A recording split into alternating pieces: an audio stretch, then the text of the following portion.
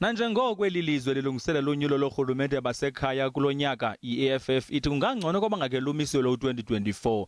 Kaloku inkokheli yombutho uJulius Malema uthi izigaba ezithathu zikarhulumente mazonyulwe rhoqo kwiminyaka emihlanu ngaxeshanye.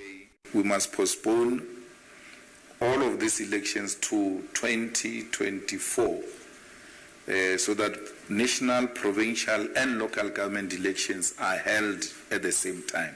Loka Malema uthi ikomishoni kaZondo ejongene nokubanjwa ngophongwana kwesizwe iqhubela phambili nokungena kwezepolitiki. Kodwa kunjalo uthi bazawuqhubela phambili nokuyixhasa, kodwa kusihlalo wayo usekela nhloko yejaji uRaymond Zondo makazimele geqe. The state capture is factional and Zondo is a factionalist. And having made such an observation, it doesn't mean we must stay away from it. We must still go, we must still challenge it from within. I-EFF ithi iza kuyiqwalasela ngemehlo lokhozi into ibize ngokokuba kukubekwa bucala kweenkampani zikarhulumente kwilingelo lokuzama ukuba makuxhamla abathile kweli lizwe. Lubelo noqoqosho luqhubela phambili nokudodobala.